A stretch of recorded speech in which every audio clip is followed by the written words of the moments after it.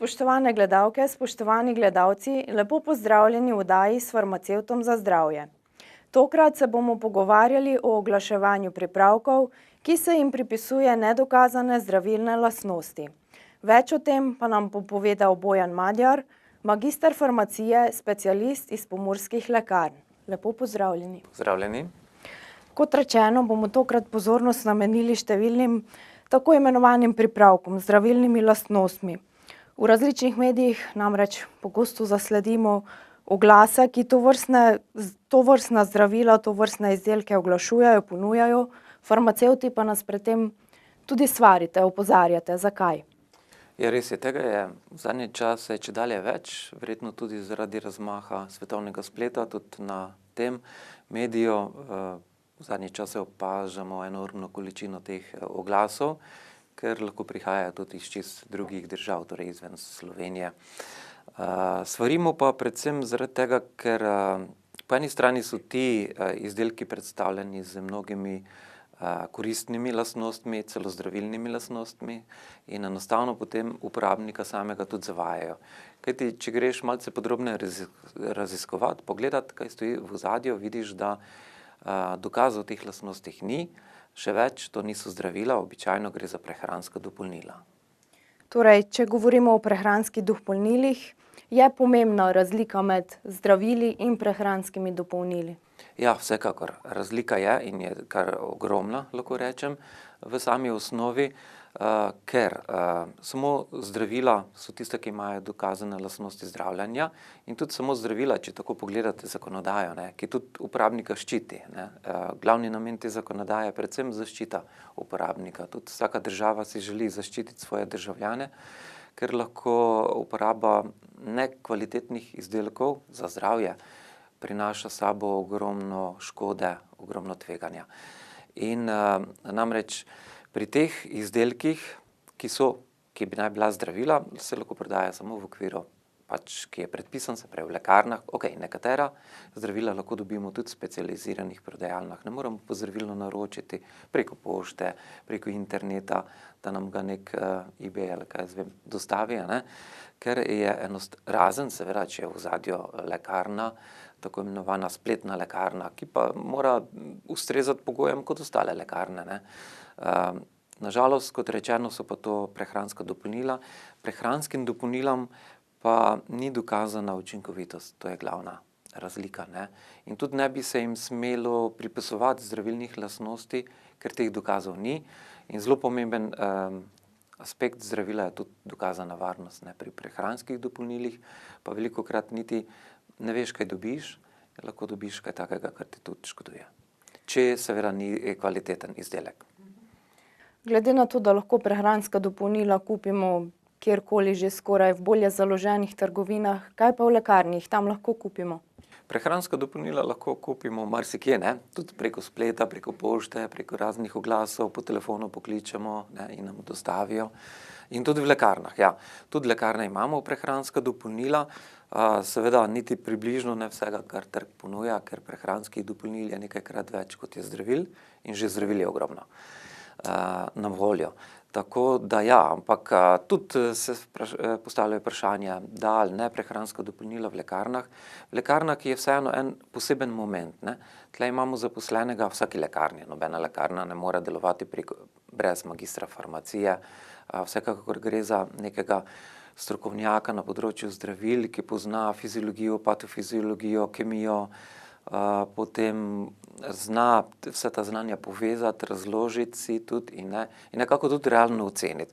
Se pravi, hočem povedati, da tle ni možnosti, da bi nekdo napačno tolmačil rezultate, da bi nam dajal neka napačna upanja, ki ne slonijo na nobenih z dokazi podprte medicine, in na ta način dobimo lahko tudi neko realno oceno, realen nasvet glede prehranskih dopolnil in seveda tudi trudimo se, da v lekarnah, če že imamo prehranska dopolnila, da so res tista, ki so kvalitetna.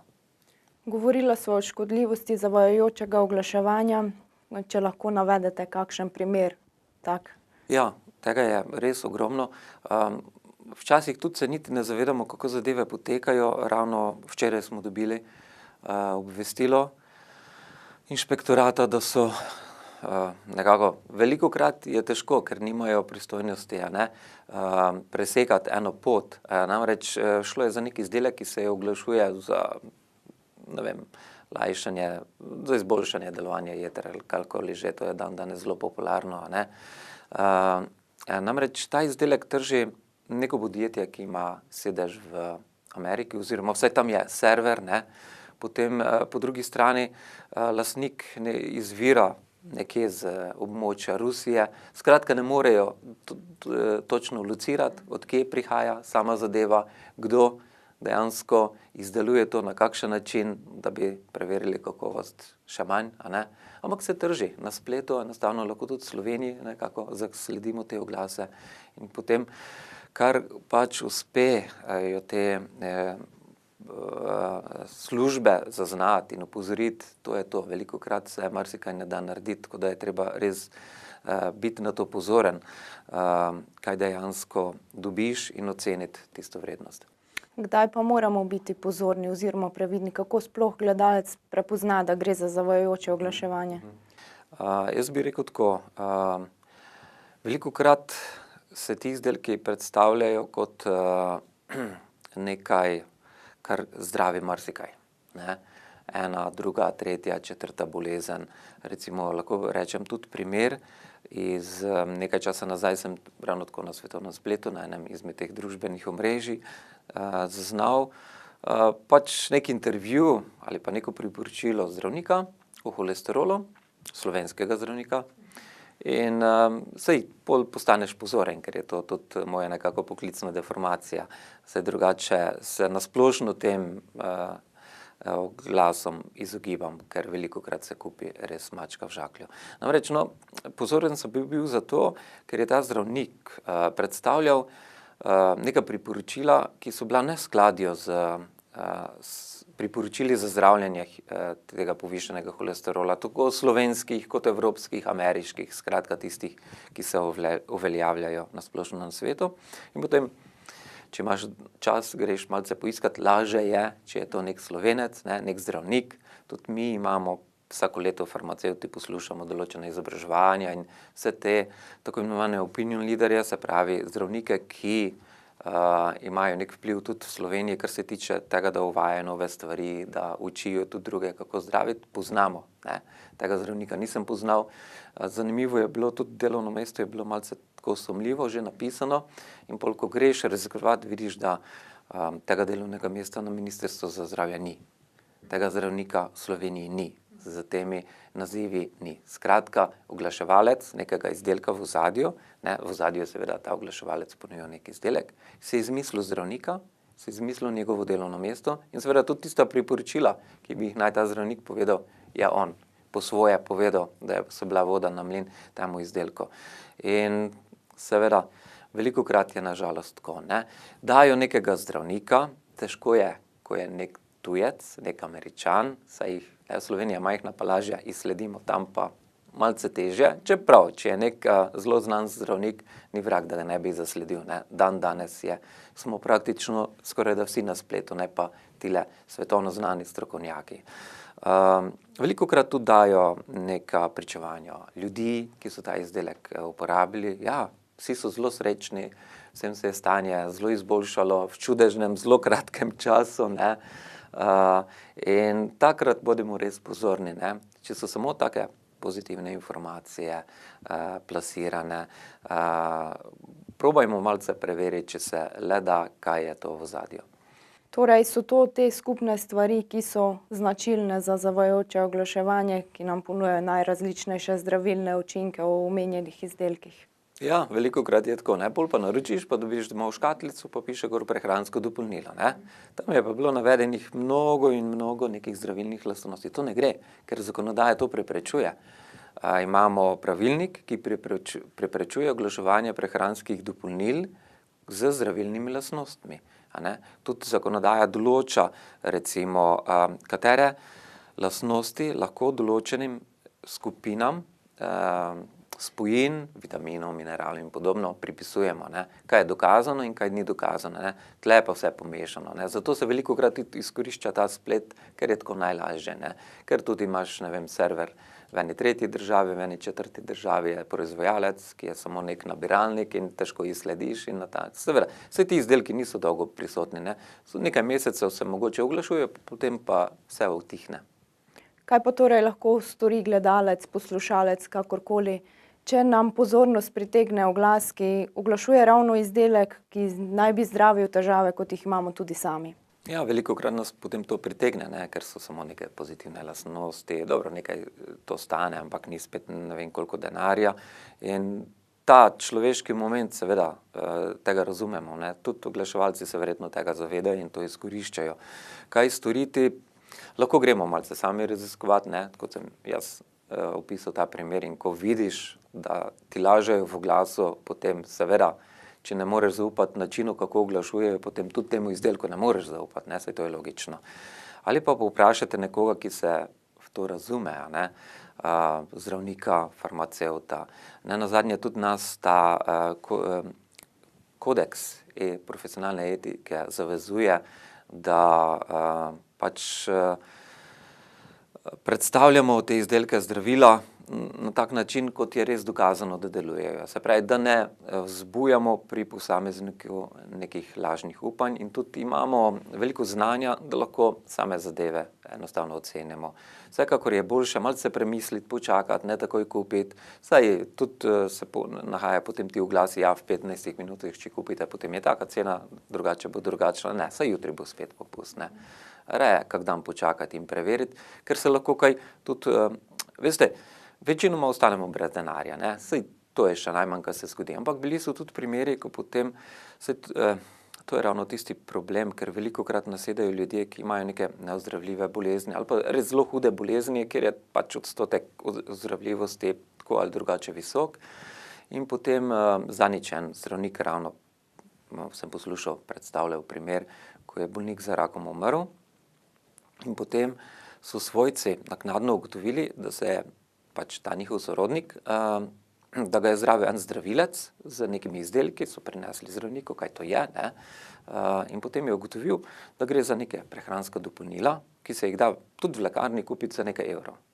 Ampak ta pokojni že je pa kupoval od tega zdravilca te prehranske dopolnile, misleč, da gre za zdravila, za nekaj 10 evrov, za nekajkrat večjo ceno, ne. Marsikaj počno, nažalost izkoriščajo to stisko posameznika in potem marsikaj se nažalost lahko dogaja. Tle res biti zelo previden.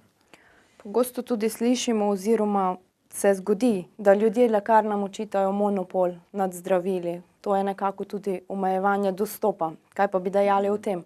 Ja, veliko, danes se vsi razumemo vse, ne, in velikokrat potem poteka neka debata brez nekih pravih argumentov, ne.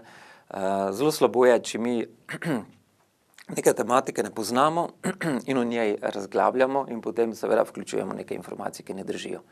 Lekarna, še manj pa lekarniški farmacevt ima vpliv na to, da bo neko zdravilo na tržišču ali ne bo. Nobenega vpliva nima, ne, nobenega.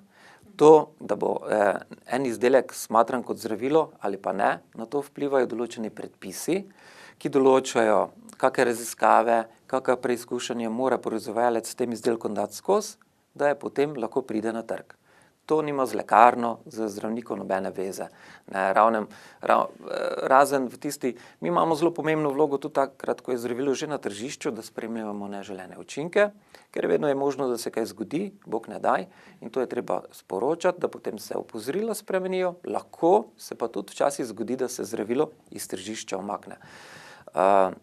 V Evropi se je en tak zelo nesrečen slučaj zgodil že več kot 50 let nazaj.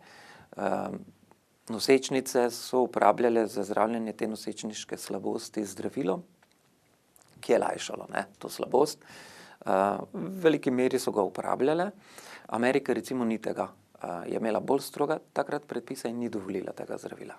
V Evropi se je dovolilo in rodilo se je na tisoče iznakaženih, deformiranih otrok, ne. To je bila ena taka zgodba, ki si jih ne želimo, ne, da bi se spet ponovila. Ravno to hočem povedati, ti predpisi so predvsem zaradi varnosti. Okej, dokazujejo učinkovitost, ampak tudi varnost, ne. Zdravilo mora iti kar nekaj let skozi neka preizkušanja, najprej v laboratoriju, na laboratorijskih živalih, potem na zdravih prostovoljcih in potem pride do bolnikov, nekaj 100, nekaj 1000 bolnikov, šele potem lahko pride na tržišče. Zato, da bo varno, ne. To ne kontroliramo lekarne. Potem na koncu to kontrolirajo pristojne agencije, recimo pri nas Javna agencija za zdravila in medicinske pripomočke. Tam je treba dokazati učinkovitost in varnost, potem pa pride lekarna, naroči.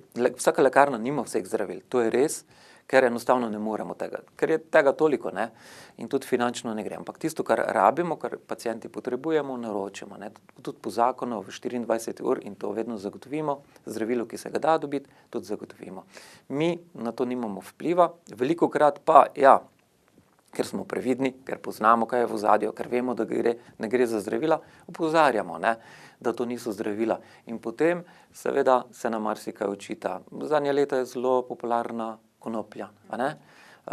Kako leto nazaj je en primer predstavljala pri nas, dobro, bila je na Dolenjskem, pacientke zbolela za rakom. Oblika raka, ki je ozdravljiva v določenem odstotku, kar velika verjetnost je, da bi ta pacientka preživela. Ampak ona se je odločila, ne, ona se bo zdravila s konopljo in tistega leta ni preživela, ne, je umrla, ni nič pomagalo. Skozi cel čas omenjava tudi svetovni splet, na katerem lahko naročimo, kupimo najrazličnejše stvari, tudi zdravila, različne zdravilne pripravke iz tretjih držav, predvsem tudi se da dobiti. Je pri tem potrebna še večja pozornost, še večja previdnost? Ja, tudi zdravila dejansko, ne, tudi zdaj Evropska unija gre, naslednje leto bomo tudi vsi čutili te spremembe, še na večja oblika nadzora bo nad temi ponarejenimi zdravili, ker v svetovnem merilu se tle obrača ogromno denarja, a ne. Nažalost, mi smo nekako še zaščiteni pred tem, pa se še hočemo bolj, ker se pač ta svet vseeno manjša, ne. Če smem tako reči, in bomo tudi bolj strogo to nadzorovali, drugače pa ja, tudi zdravila se dobi, če glih, glejte, jaz osebno ne bi, tudi če vem, da je to v redu zdravilo, ga ne bi naročil, ker ta pot, ki je sedaj od proizvajalca do uvoznika, do veletrgovine, do lekarne, vseh teh poti, tudi če gledamo samo zaradi transporta, ne, zdravila recimo moramo hraniti ali v hladilniku, tle je zelo strogo, ne, tle se ves čas meri temperatura, ker če je previsoka ali prenisoka, enostavno lahko vpliva tako zelo na kvaliteto zdravila, da nam lahko to zdravilo ali ne pomaga ali nam pa škoduje, ne. Pa tudi drugače, ne, zdravilo mora biti nekje običajno, če so tablete, kapsule med 18 in 25 stopinjami Celzija, ne. Tle se vedno kontrolira in zagotavlja te pogoje. Če pa gre nekje na neki ladji, potuje več tednov, a ne, pošta razvaža okrog, saj ne meri, ne nadzoruje te temperature, vprašanje, kaj dobiš. In kot drugo tudi, tle se velikokrat tudi tako so bili primeri res hudih reakcij na ta zdravila oziroma posledic, smrtni primeri, odpovedi jete, recimo srčni zastoji. Ravno danes sem poslušal enega zdravnika, ki je razlagal o srčnem popuščanju infantu, ki je za namen povečanja mišične mase določene te pripravke na spletu kupoval, ne. Bili so v ozadju tudi določeni hormoni in nažalost, ko so ga sprejeli v bolnišnico, mu več niso mogli pomagati, ne. Tudi v Ameriki je več znanih teh primerov odpovedi jeter, ko so si mladi fantje kupovali določene pripravke, noter je pa vse živo, noben ni tega nadzoroval, ne, šlo mimo teh nadzornih agencij in nažalost so se velikokrat te zgodbe končale tragično.